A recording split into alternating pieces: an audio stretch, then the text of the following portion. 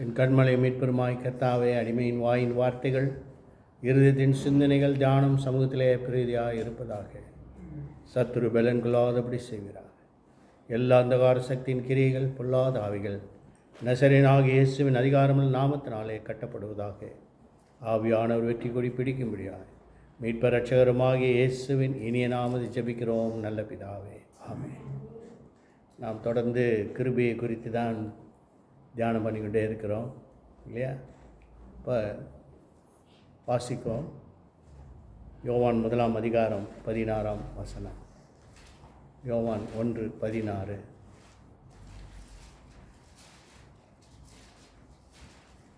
அவருடைய பரிபூரணத்தினால் நாம் எல்லாரும் கிருபை மேல் கிருபை பெற்றோம். அவருடைய பரிபூரணத்தினால் நாம் எல்லாரும் கிருபையின் மேல் கிருபை காலைதோறும் புதியவர்களாக இருக்கிறது இல்லையா? நானோ உமது மிகுந்த கிருபையினாலே உம்முடைய ஆலயத்துக்குள் பிரவேசிக்கிறேன். கிருபை, ஆண்டவருடைய கிருபையை பெற்றுக்கொள்வது நாம் பாத்திரவான்களாக இருக்க வேண்டும் இல்லையா? கிருபையில் அநேக காரியங்கள் உண்டு. இன்றைக்கு நாம் நேற்று பார்த்தோம், பாவத்தின் சம்பளம் மரணம், நம்முடைய கர்த்தராகிய இயேசு கிறிஸ்துவின் கிருபை வரமோ நித்திய ஜீவன். இப்போ நேற்று நித்திய ஜீவனை குறித்தும் பாவத்தின் சம்பளத்தை குறித்தும் நாம் ஞாயிற்றுக்கிழமை ஆராதனையிலே நாம் பார்த்தோம், தியானித்தோம். இன்றைக்கு ரோமர் 11 அதிகாரம் 29 வசனத்தை வாசிக்கலாம். ரோமர் 11:29 எடுத்தவங்க யாருனாலும் வாசிங்க.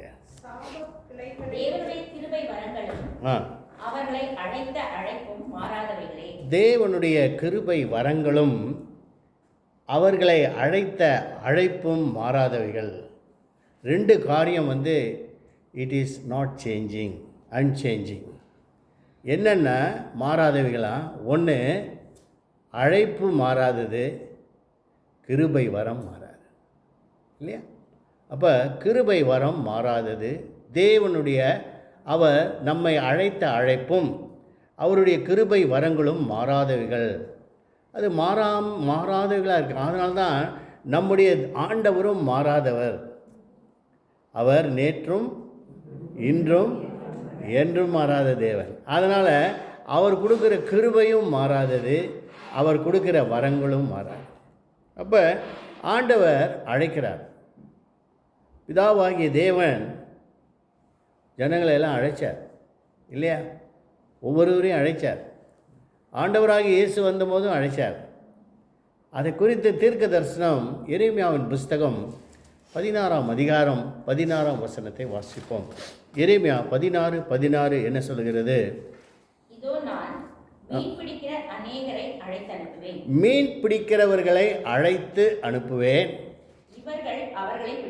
இவர்கள் அவர்களை பிடிப்பார்கள்.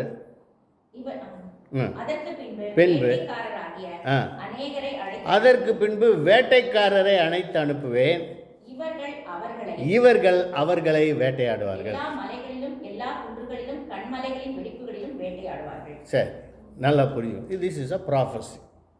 எரேமியாவின் மூலமாய் ஆண்டவர் இஸ்ரேல் ஜனங்களோடு சொன்ன ஒரு ப்ராஃபஸி இல்லையா? அந்த ப்ராஃபஸி என்னவென்றால், தீர்க்க தரிசனமானது, இதோ மீன் பிடிக்கிறவர்களை முதலாவது அழைப்பேன். அந்த தீர்க்க தரிசனம் சொல்லி எத்தனையோ ஆண்டுகள் ஆச்சு, எத்தனையோ வருடங்கள், எத்தனையோ நூற்றாண்டுகள் ஆச்சு. அப்போ முதலாவது மீன் பிடிக்கிறவர்களை அழைப்பார், இரண்டாவது வேட்டைக்காரர்களை அழைப்பார். இதனுடைய அர்த்தம் என்னவென்றால், முதலாவது ரட்சிப்பு, இரண்டாவது அழிவு, டெஸ்ட்ரக்ஷன். வேட்டையாடுவார்கள் என்றால் கடைசி காலத்திலே ஆண்டவராகிய இயேசுவோடு கூட பரிசுத்தவான்கள் வரும்பொழுது தேவபக்தி இல்லாத ஜனங்களையும் ஆண்டவரை ஏற்றுக்கொள்ளாதவர்களையும் வேட்டையாடும்படியாக ஒரு கூட்டத்தை தேவன் ஆயத்தப்படுத்தியிருக்கிறார். அவர்கள் வில்லும் வேலும் பிடித்து கொண்டு வருவார்கள், அவர்கள் பட்டயத்தோடு வருவார்கள், வேதம் சொல்லுகிறது. அப்போ கடைசி நாட்களில் இரண்டு விதமான இந்த தீர்க்க தரிசனம். ஒன்று, முதலாவது நான் மீன் பிடிக்கிறவர்களை அழைப்பேன். ஆண்டவராக இயேசு அவர் உலகத்தில் அவர் ஊழியம் செய்யும்படியாக செபுலோன் நாட்டின் கரையோரமாய் வருகிறார். வரும்பொழுது மத்தேயு 4 அதிகாரம் 18ஆம் வசனத்திலிருந்து வாசிப்போம். மத்தேயு 4:18 வாசிக்கலாம். இயேசு கலிலேயா கடலோரமாய் நடந்து போகையில் மீன் பிடிக்கிறவர்களாயிருந்த 2 சகோதரராகிய பேதுரு எனப்பட்ட சீமோனும் அவன் சகோதரன் அந்திரேயாவும் கடலில் வலை போட்டுக் கொண்டிருக்கிற போது அவர்களை கண்டு, என் பின்னே வாருங்கள், உங்களை மனுஷரை பிடிக்கிறவர்கள் ஆக்குவேன் என்றார். பார்த்தீங்களா? அதாவது முதலாவது தீர்க்க தரிசனம் ஒன்று சொன்னார், மீன் பிடிக்கிறவர்களை அழைப்பேன். அப்போ இயேசு வரும்பொழுது இவர்கள் மீன் வலை போட்டு கொண்டிருக்கிறாங்க. அவர்களை கண்டு, என் பின்னே வாருங்கள், உங்களை மனுஷர்களை பிடிக்கிறவர்களாக்க. மீன் பிடிச்சிட்டு இருந்தவங்க இப்போ யாரை பிடிக்கிறாங்க? புள்ள பிடிக்கிறவங்களாயிட்டாங்க. நம்ம ஊர்லாம் புள்ள பிடிக்கிறவனா பயந்து ஓடிடுவோம், ஐயோ பிள்ளைங்களை பிடிச்சிட்டு போயிடும். இப்போ இவங்களை மீன் பிடிச்சிட்டு இருந்தவங்கள யார் பிடிக்க வச்சுட்டாரு? மனுஷர்களை பிடிக்கிறவர்களாக்க வேண்டாம். அடுத்த வசனத்தை தொடர்ந்து வாசிப்போம். அடுத்த வசனம்.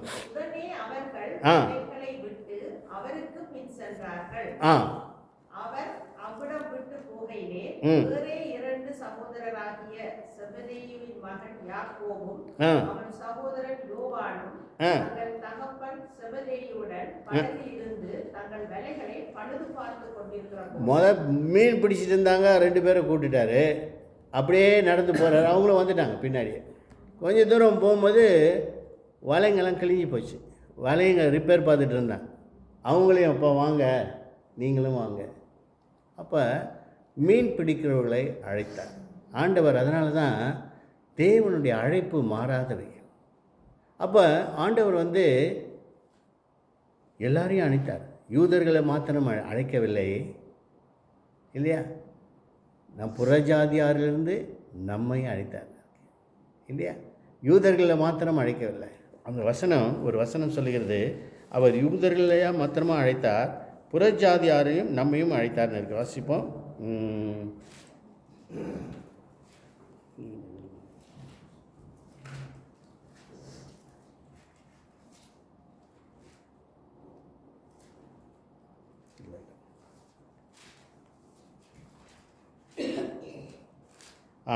ரோமர் 9:24 வாசிங்க. ரோமர் 9ஆம் அதிகாரம் 24ஆம் வசனம்.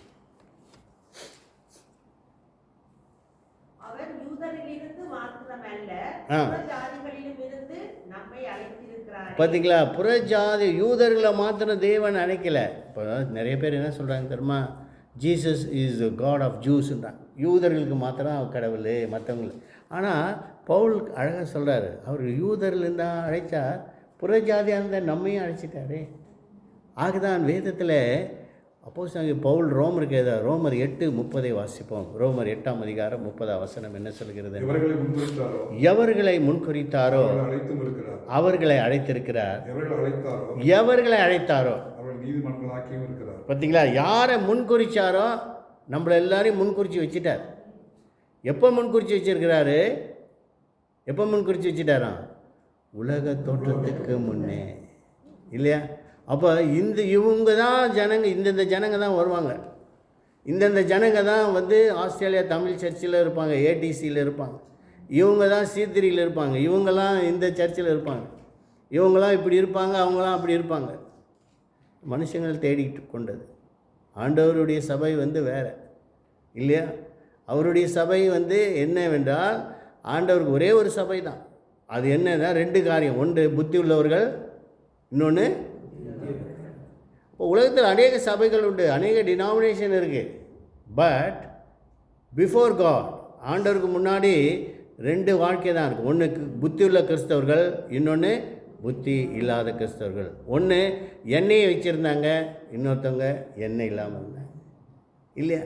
ஒருத்தங்க நேரம் பாத்தில் இருந்தாங்க, குறுகலான பாதையை தேடினவர்கள், அகலமான பாதையில் தேடினவர்கள், மரண ஜீவ வழியை தேடினவர்கள், மரண வழியை தேடினவர். இப்போ எல்லாம் பல விதமான வழிகளை வச்சுட்டார். அப்போ ஆண்டவர் இங்கே சொல்கிறார் பாருங்கள், புறஜாதியாரில் இருந்து தேவன் நம்மை அழைத்தார், எவர்களை முன்குறித்தார். எதற்காக அழைத்தார்? ஆண்டவர் அழைப்பை நம்ம God called us, Jesus called us. இயேசு நம்மை அழைச்சார். எதற்காக நம்ம அழைச்சார்? ஏன் நம்ம கிறிஸ்தவர்களாக மாறினோம்?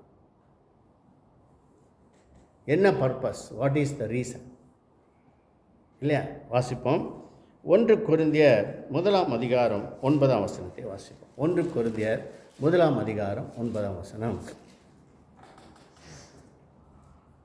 நம்முடைய குமாரனும் நம்முடைய கர்த்தருமாய் இருக்கிற இயேசு கிறிஸ்துவுடனே ஐக்கியமாய் இருப்பதற்கு உங்களை அழைத்த தேவன். பார்த்தீங்களா? எதுக்காக அழைச்சார்னா, to have fellowship with Jesus.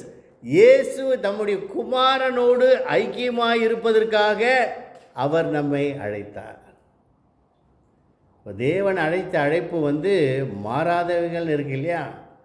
இந்த அழைப்புக்கு என்ன பேர் தெரியுமா? பிலிப்பியர் 3:14 வாசிப்போம். பிலிப்பியர் 3:14 சொல்கிறது, தேவன் அழைத்த பரம அழைப்பு. வாசிங்க. கிறிஸ்து இயேசுவுக்குள் தேவன் அழைத்த பரம அழைப்பின் பந்தய பொருளுக்காக இலக்கை நோக்கி தொடருங்கள். அது it is called divine calling. என்ன காலிங்? அது பரம அழைப்பு. அப்போ பரமன் நம்மை அழைச்சார். எதற்காக அழைச்சார்னா, இயேசுவோடு நாம் ஐக்கியமாக இருப்பதற்காக, to have fellowship with Jesus. அதற்காக தான் நம்ம அழைச்சிட்டார் இல்லையா?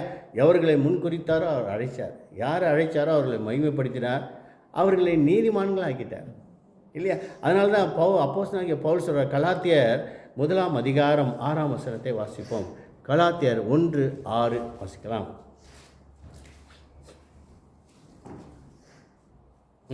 உங்களை கிறிஸ்துவின் கிருபையினாலே அழைத்தவரை, கிறிஸ்துவின் கிருபையினாலே அழைத்தவரை நீங்கள் இவ்வளவு சீக்கிரமாக விட்டு வேறொரு சுவிசேஷத்திற்கு திரும்புவதை பற்றி நான் ஆச்சரியப்படுகிறேன். பார்த்தீங்களா? கிறிஸ்து கிருபையினாலே அழைச்சார் இல்லையா? அதே அதிகாரம் 15 வாசிப்போம். கலாத்தியர் 1:15 என்ன சொல்கிறது என்றால்,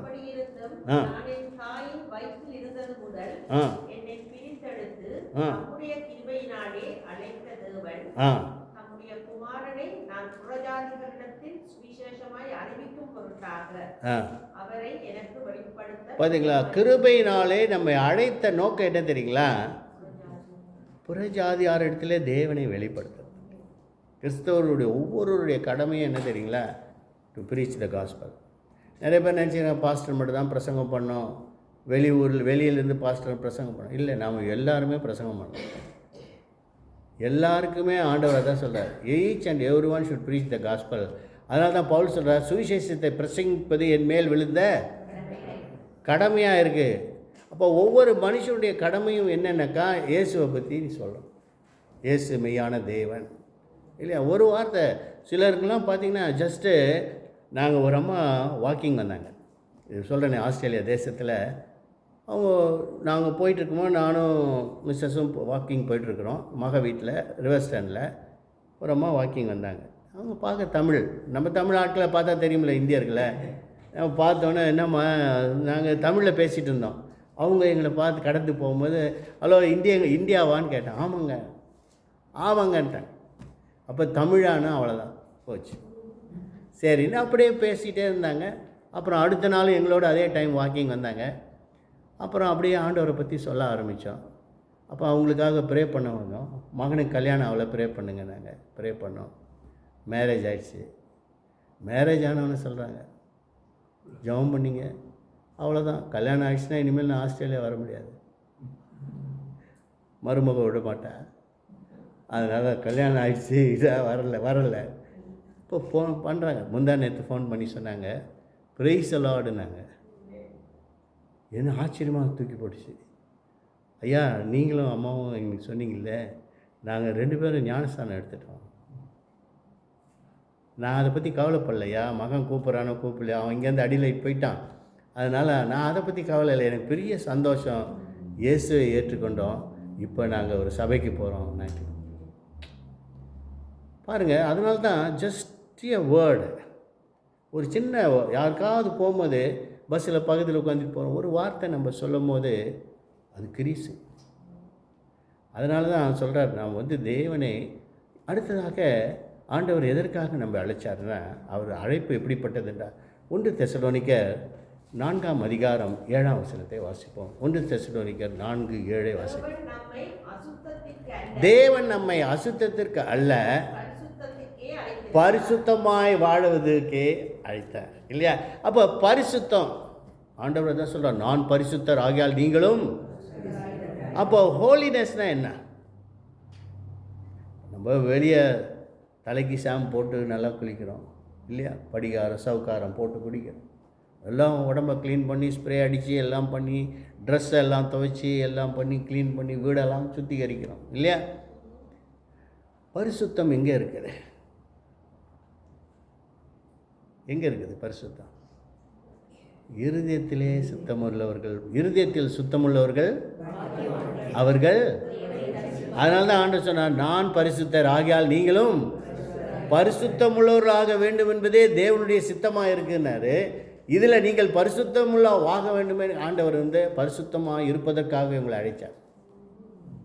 ஏனென்றால் ஆண்டவர் நம்ம அழைச்ச நோக்கமே நாம் அவரை போல பரிசுத்தமாகி பரலோக ராஜ்யத்துக்குள்ளே கொண்டு போகணும். அதுக்கு தான் டு சாங்டிஃபை. அது எரேமியாவின் புஸ்தகம் 13ஆம் அதிகாரம் கடைசி வசனத்தில் ஆண்டவர் சொல்லுகிறார், நீ சுத்திகரிக்கப்பட மாட்டாயா?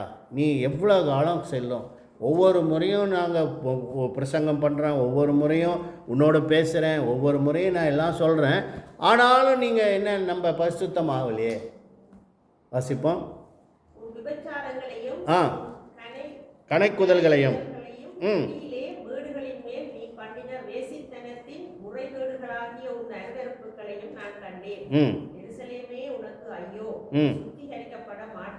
நீ சுத்திகரிக்கப்பட இன்னும் எவ்வளோ காலத்துக்கு பின்னு செல்லும். அப்போ எவ்வளோ காலத்துக்கு பின்னாடி நீ இப்போ ஆண்டவர் வருகை இருக்க சீக்கிரமாக சுத்திகரிக்கப்பட மாட்டாயா? You sanctify your self. ஆண்டவர் அதனால தான் ஜனங்களை வந்து ஆண்டவர் சுத்தம் பண்ணினார், பரிசுத்தமாக்கினார். எப்படி பரிசுத்தமாக்கினார் வாசிங்களேன். யோவான் 15ஆம் அதிகாரம் 3ஆம் வசனத்தை வாசிப்போம். யோவான் 15:3.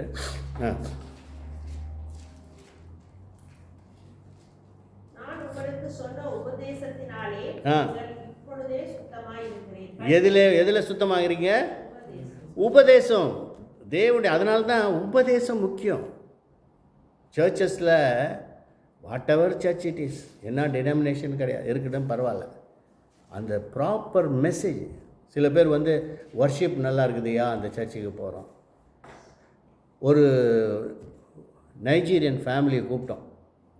அந்த ஃபேமிலியில் பிள்ளைங்களாம் சொல்லுது, your church there no dance. உங்கள் சர்ச்சில் என்ன இல்லை? டான்ஸ் இல்லை. நாங்கள் டான்ஸ்லாம் பழகிறதில்லைங்க. டான்ஸுக்கு நிறைய கிளப்புலாம் போனீங்கன்னா டான்ஸ் ஆடலாம். You can go to club for dance, not to the church to dance. இங்கே வந்து பரிசுத்த அலங்காரத்துடனே கர்த்தரை தொழுது கொள்ளுங்கள்ன்றார். பரிசுத்த அலங்காரத்தோடு ஆண்டவர் தொழுகிற இடத்துல நீ வந்து டான்ஸ் இல்லைன்னா நான் என்ன பண்ணி வேறு எங்கேயா டான்ஸ் ஆகிற இடத்துக்கு போ, அவ்வளோதான். Church is not the place to dance இல்லையா. Church is not the place for entertainment. இங்கே டைம் பாஸிங்க்கு வீட்டில் இருந்தால் வேலை நடக்கும். ஒருத்தவங்க இந்தியாவில் அப்படி தான் சொல்லுவாங்க, பாஸ் ரெகுலராக அந்த அம்மா வந்துடுவாங்க சர்ச்சுக்கு, காலையில் கரெக்டாக வந்துடும், லேட்டாக எல்லோரும் போனால் கடைசியாக போவோம். அப்புறம் ரொம்ப சந்தோஷம், அம்மா பரவாயில்லம்மா நீங்கள் சீக்கிரமாக வந்துடுறீங்க. என்னையா வீட்டில் போனால் அவ்வளோ வேலையா, துணி துவைக்கணும், பாத்திரம் வளர்க்கணும். இங்கே வந்தால் ஒரு 3 ஹவர் ரெஸ்ட் எடுக்கலாம். எதுக்கு வருது? ரெஸ்ட் எடுக்க, ரெஸ்டிங் பிளேஸ். அது ரெஸ்டிங் பிளேஸ் இங்கே இல்லை, ஆண்டவர் வேறு இடத்துல வச்சுக்கிறாரு ரெஸ்டிங் பிளேஸ். அப்படி ரெஸ்ட் எடுக்க வந்தீங்கன்னா ஒரேடியாக ரெஸ்ட் எடுக்க வச்சுருவார். அதனால் தேவாலயத்துக்கு பரிசுத்தமாக வாங்க, நீ சுத்திகரி, உன்னை சுத்த அலங்காரத்தோடு வாழ்கிறாரு இல்லையா. 2 தீமோத்தேயு 1ஆம் அதிகாரத்தில் 9ஆம் வசனத்தை வாசிப்போம். 2 தீமோத்தேயு 1:9 வாசிக்கலாம்.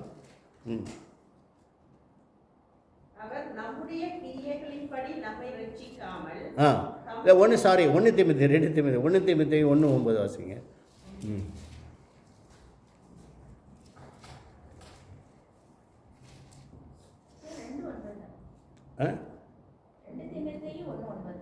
என்ன போட்டிருக்கு? பரிசுத்த அழைப்பின. 1 தீமோத்தேயு 1:9 என்ன இருக்குது வாசிங்க.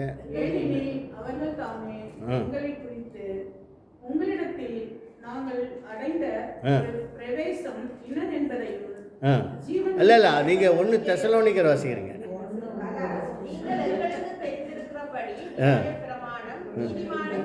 சரி இல்லை, அப்போ 2 தீமோத்தேயு 1:9 தான் வாசிங்க. சரி, அவர் நம்முடைய கிரியைகளின்படி நம்மை ரட்சிப்பார். கிரியையின்படி நம்மை ரட்சியாமல் தமது தீர்மானத்தின்படியும் ஆதிகால முதல் கிறிஸ்து இயேசுவுக்குள் நமக்கு அருளப்பட்ட கிருபையின்படியும் நம்மை ரட்சித்து பரிசுத்த அழைப்பினாலே அழைத்தார். அப்போ அழைப்பே எதில் இருக்கு? கிருபையினாலே அழைப்பு இல்லையா? அதனால தான் நான் முதல் வசனம் என்ன வாசித்தோம்? அவருடைய கர்த்தர் தேவன் நம்மை அழைத்த அழைப்பும் அவருடைய கிருபை வரங்களும் மாறாதவைகள். அப்போ கிருபை ஒரு வரம். கிருபைனா என்ன நம்ம புரிஞ்சுக்கணும். கிருபையை குறித்து பழைய ஏற்பாட்டு தீர்க்கதரிசி சகரியாவின் புஸ்தகம் 12ஆம் அதிகாரம் 10ஆம் வசனத்தை நாம் வாசிக்கும்போது கிருபையே என்பது ஒரு ஆவின்னு சொல்கிறார். வாசிங்க. சகரியா 12:10.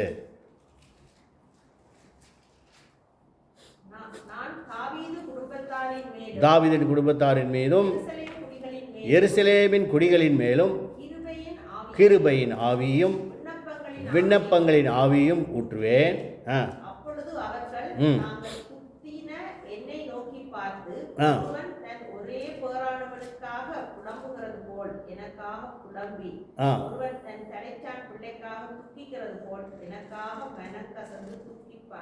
இது தீர்க்க தரிசனம். இது யாரை குறித்து சொல்கிறார்னா, ஆண்டவர் சொல்கிறார், நான் கிருபையின் ஆவியை ஊற்றுவேன், விண்ணப்பத்தின் ஆவியை ஊற்றுவேன், அப்பொழுது அவர்கள் குத்தின என்னை நோக்கி பார்த்து. அப்போ யாரை நோக்கி பார்ப்பாங்க? யாரை குத்திட்டாங்க? விழாவில் குத்தினாங்க இல்லையா? அவரை நோக்கி பார்த்து ஒரே பேரான குமாரனுக்கு புலம்புவது போல புலம்புவார்கள். அதுதான் தேவனுக்கு ஏற்ற ஒரு துக்கம், ஆண்டவருக்கு மேலே உள்ள ஒரு பாரம் இல்லையா? அப்போ ஆண்டவர் அதனால தான் சொல்கிறாரு, அந்த மனம் சிலுவையை நோக்கி பார்க்கும்போது தான் எந்த மனுஷனுடைய இருதயம் இலகுதோ அவனுக்கு தான் அங்கே ரட்சிப்புக்கு தரேன். அதுதான் that is called salvation. Salvation ரட்சிப்பே என்னன்னாக்கா, இருதயம் இலகி இருதயம் உடையிறது தான் மனம் மாறுதல் இல்லையா? இருதயத்தை அதனால தான் சொல்கிறார், நீங்கள் யோவேல் 2:13 வாசிக்கும்போது, நீங்கள் வஸ்திரங்கள் அல்ல உங்கள் இருதயங்களை கிழித்து தேவனாகிய கர்த்தரிடத்தில் சேரக்கடம். வாசிங்க.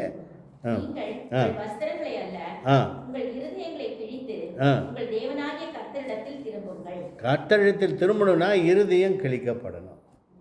அப்போ இருதயம் கிழிக்கப்படணும்னா என்ன? இருதயத்தில் கிழிச்சிட்டா என்ன ஆயிடுச்சு? உள்ளே இருக்கிறதெல்லாம் என்ன ஆயிடுது? இருதயம் கிழிச்சிட்டிங்கன்னா உள்ளே இருக்கிறதெல்லாம் என்ன ஆயிடுது? எல்லாம் வெளியே கொட்டிடுது இல்லையா? எல்லாம். அதனால தான் அண்ணாள் என்ன செய்தா? வாசிக்கலாம். 1 சாமுவேல் 1ஆம் அதிகாரம் 10ஆம் வசனத்தை வாசிப்போம். 1 சாமுவேல் 1:10.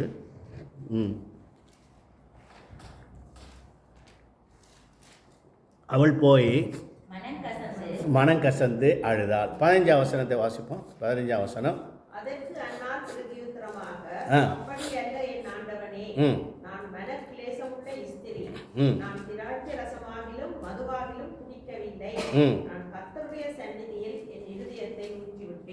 இருதயத்தை ஊட்டிட்டேன்.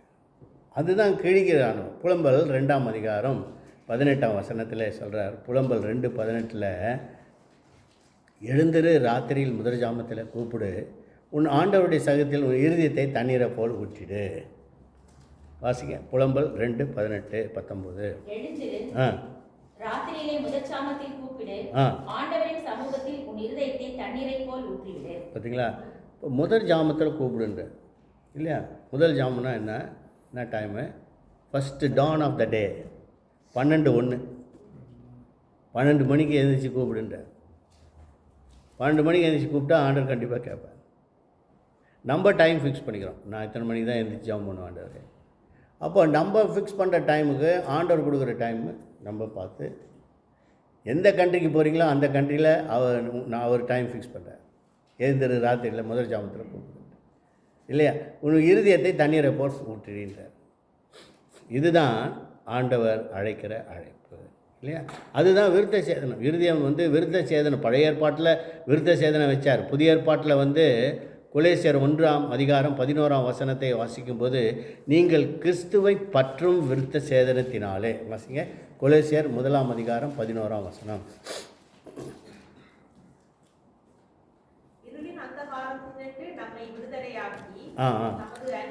ரெண்டு 2:11 கொலேசியர் 2:11.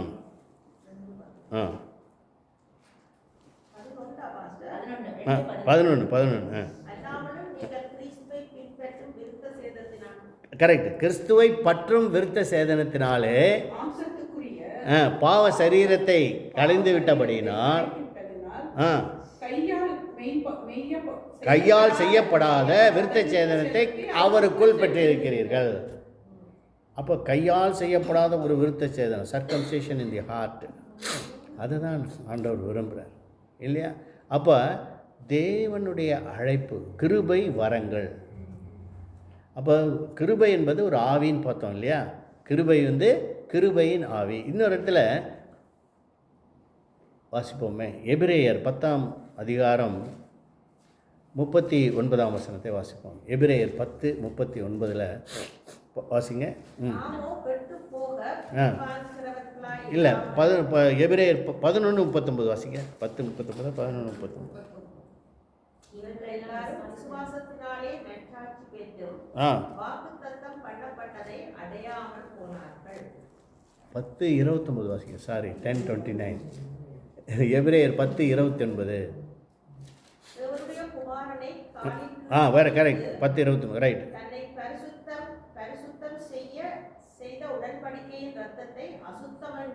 எண்ணி கிருபையின் ஆவியை நிந்திக்கிறவன். அப்போ அங்கே பாருங்கள், சகரியாவில் வாசித்தோம், கிருபையின் ஆவியை ஊற்றுவேன். பவுல் தான் கிளியராக சொல்லிட்டாரு, இது கிருபையின் ஆவியை நிந்திக்கிறவன். அப்படின்னா இந்த கிருபை வந்து ஒரு ஆவியாக இருக்கிறார். அதனால தான் 1 கொரிந்தியர் 12 நாம் வாசிக்கும்போது பவுல் கொரிந்தியருக்கு எழுதுகிறார், ஆவிக்குரிய வரங்களை குறித்து நீங்கள் அறியாதிருக்க மனதில்லை. வாசிப்போம். 1 கொரிந்தியர் 12:1.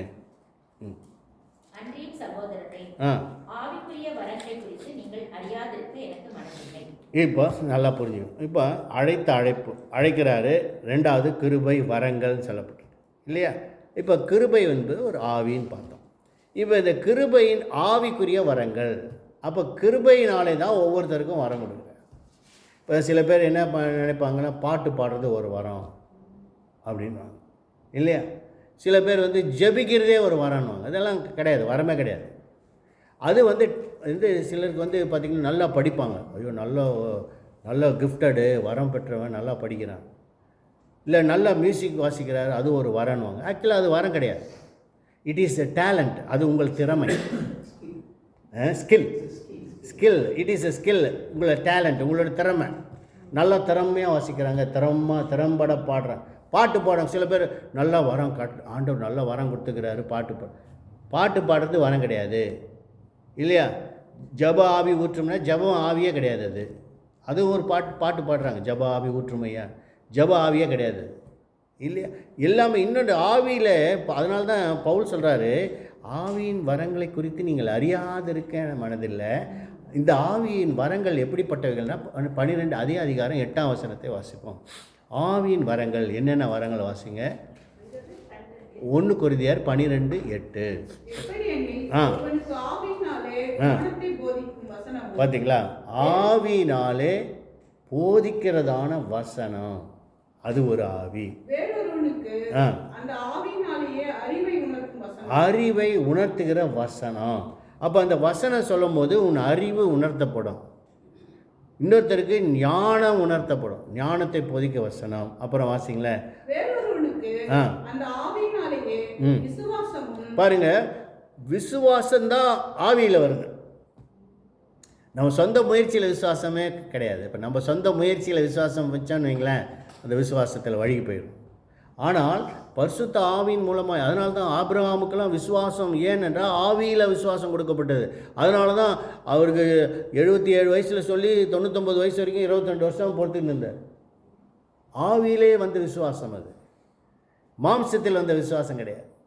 அதனால தான் விசுவாசத்தால் நீதிமான் பிழைப்பான் என்று எழுதியிருக்கிறதே இல்லை. அப்போ நாம் பிழைக்கிறதே விசுவாசம் தான். அப்போ இதுவும் வரம் தான். விசுவாசம் என்பது ஒரு வரம். அடுத்தது வரம், அதான் ஹீலிங் கிஃப்ட், குணமாக்கும் வரம். அடுத்தது அற்புதம் அடையாளம் செய்யும் சக்தி. அதான் that is a miracle power. அவங்களாம் சும்மா அப்படி டச் பண்ணாலே ஹீல் ஆகிடும். ஹீலிங்லாம் சும்மா தொட்டால் குணமாயிடுவாங்க. சில பேர் மிராக்கிள் நடக்கும், அதிசயங்கள்லாம் நடக்கும். முடவங்கள்லாம் எந்திரிச்சு நடப்பாங்க. ஊமைகள்லாம். ஓரல் ராபர்ட்ஸ் பாம்பேயில் வரும்போது நாங்கள் பாம்பேயில் இருந்துக்கோம். சரியான கூட்டம், மீட்டிங் நடக்குது, ஓரல் ராபர்ட்ஸ் மீட்டிங். பஸ்ஸில் அந்த வழியாக பஸ்ஸில் போகிறான். The name of Jesus, all the deaf can hear. பஸ்ஸில் இருக்கவங்க காதில் கத்தி வீடு கத்தி பஸ்ஸில் போகிறவங்க காதில் கேட்டுச்சான். எவ்வளோ பவர் பாருங்க. அந்த காம்பவுண்டுக்கு வெளியே பஸ்ஸில் போயிட்டுருக்காங்க. அப்போ இந்த நேம் ஆஃப் ஜீசஸ்ன்றார். காது கிழிஞ்சி காது கேட்குது. அவன் கத்துறான், இறங்கி ஓடியான்ட்டான். என்னையா ஒரு சத்தம் கடிச்சு காது கேட்குது. இப்போ தட் இஸ் கால்டு மிராக்கல்ஸ், அற்புதம் அடையாளம் செய்கிற சக்தி. அடுத்தது வாசிப்போம். தீர்க்க தரிசனம் உரைத்தலும், டிசைனிங் ஸ்பிரிட், ஆவிகளை பகுத்தறிதலும். இப்போ பாருங்கள், பற்பல பாஷைகள். அந்நிய பாஷை என்பது அடையாளம் அல்ல, அந்நிய பாஷை என்பது வரம். நிறைய பேர் தப்பாக அந்நிய பாஷை நீ பேசினா தான் அபிஷேகம் பெற்றேன்னு சொல்கிறாங்க. கிடையாது. ஆவியின் வரங்கள் 9 விதமான வரங்கள். இந்த வரங்களில் ஒன்று தான் அந்நிய பாஷை. ஆனால் பவுல் சொல்கிறாரு, 1 கொரிந்தியர் 13ஆம் அதிகாரம் 8ஆம் வசனத்தை வாசிப்போம். 1 கொரிந்தியர் 13:8.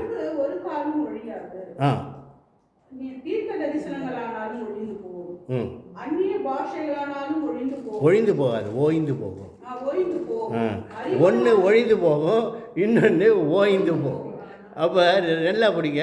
அந்நிய தீர்க்க தரிசனம் ஒழிஞ்சு போகுன்ட்டார். அப்போ என்ன ஒழிஞ்சு போயிடுன்னா, சில பேர் சொல்லுவாங்க, இந்த வருஷம் உங்களுக்கு கர்த்தர் ஆசீர்வதிக்கிறார், அந்த வருஷம் கொரோனா வந்துச்சு. ஒரு பெரிய தீர்க்க தரிசனம், இந்த வருஷம் அமோக விளைச்சல், ஜனங்கள்லாம் நல்லா இருப்பாங்க. வெள்ளம் வந்து எல்லா பயிரும் அழிச்சிட்டு போயிடுச்சு. அப்போ தீர்க்க தரிசனம் ஒழிஞ்சு போச்சு இல்லையா, கள்ள தீர்க்க தரிசனம். அதே போல் ஆனால் அந்நிய பாஷைகள் ஓய்ந்து போகணும், சீஸ். அந்நிய பாஷைகள் ஓய்ந்து போயிடுன்றார் பவுல் சொல்கிறார். ஆனால் எது ஓயாது? அறிவும் நல்லா படிச்சிருக்கான், வயசானவனு மறந்துடுது, ஞாபகமே இல்லைன்னா. பெரிய ஐஏஎஸ் கலெக்டரு, அவன் பெரிய ஜட்ஜி எல்லாம் போட்டு நல்லா டாப் ரேங்கில் எல்லாம் படிச்சுட்டான். வயசானவனே அந்த இது வந்துடுது, ஞாபகம் வருது. என்ன பேர் அதுக்கு? அவருக்கு எல்லாருக்கும் தெரியுது, அது டிமென்ஷியா. எல்லாருக்கும் மறந்து போயிடும். அதுதான் அந்த எல்லாருக்கும் அந்த டிமென்ஷியா வந்து பெரிய ஐஏஎஸ் கலெக்டர் கூட என்ன சொல்கிறான், மறந்து போயிடுறான். அப்போ எல்லாம் ஒழிந்து போயிடுது. அறிவானாலும் ஒழிந்து போயிடுது, எல்லாம் ஒழிந்து போயிடுது. ஆனால் ஒன்று தான் ஒழியாது. வானமும் பூமியும் ஒழிந்து போகும், என் வார்த்தைகளோ நிறைவானது வரும்பொழுது போயிடுது.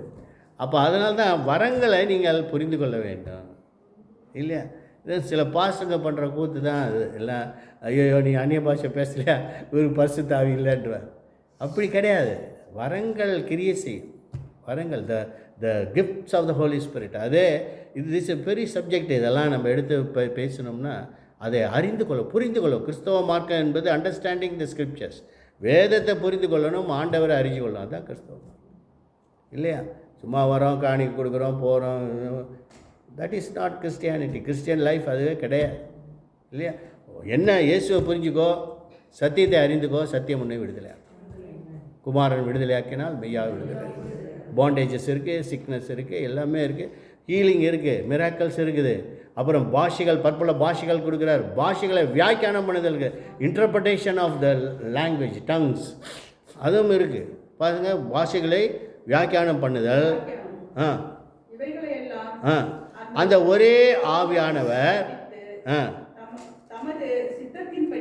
அவனவனுக்கு பகிர்ந்து கொடுக்கிறார். பார்த்தீங்களா, என்ன gift கொடுத்தா அவன் அதை என்ன யூஸ் பண்ணான்னு அவருக்கு தெரியும். கிஃப்ட்டை சும்மா அப்படி தூக்கி கொடுத்துட மாட்டார் இல்லையா? நம்ம பர்த்டே கிஃப்ட் கொடுக்குறோம், வெட்டிங் டே கிஃப்ட் கொடுக்குறோம். அதில் கடைசியில் பிரித்து போய் பார்த்தா எல்லாம் ஒரு சின்ன குமிழ் டப்பா எதாக இருக்குது, ஏமாத்துற மாதிரி வெளியே பேக்கெட் பெருசாக இருக்கும், உள்ள சின்ன நம்ம கொடுத்து ஏமாத்துறோம். அவர் கொடுக்குற கிஃப்ட்டு அப்படி கிடையாது இல்லையா? காட்ஸ் கிஃப்ட் இஸ் டிஃப்ரெண்ட் இல்லையா? அதனால தான் அந்த 9 வரங்கள், அந்த வரங்களை கொடுத்து அந்த ஆவியின் வரங்களினால் நம்மை அலங்கரிக்கிறார். அதனால தான் வேதம் சொல்லுது, அவர் அழைத்த அழைப்பு மாறாதது, கிருபை வரங்களும் மாறாது. ஒரு வரம் கொடுத்துட்டாருன்னா அந்த வரம் அவருக்குள்ளாக கிரியை செய்யும். ஏன் கொடுக்குறாருன்னா மற்றவர்களுக்கு பிரயோஜனப்படுத்த முடியாத ஆண்டவர் அந்த வரங்களை கொடுக்குறார். அதனால் தேவன் அழைத்த அழைப்பு மாறாது, கிருபை வரங்களும் மாறாது. ஜெபம் செய்வோம். அன்பின் பிதாவே, இந்த நாளுக்காக நன்றி செலுத்துகிறோம். இந்த நாளில் கூட கர்த்தாவே பேசப்பட்ட வார்த்தைகளுக்காக நன்றி. எங்களை தாழ்த்தி உடைய கருத்தில் ஒப்படுகிறோம். ஆசீர்வதியும், பலப்படுத்தி பாதுகாத்து வழி நடத்தும். மீதியான வேலையை உடைய கருத்தில் ஒப்படுகிறோம். இயேசுவின் நாமத்தில் ஜெபிக்கிறோம் நல்ல பிதாவே, ஆமென்.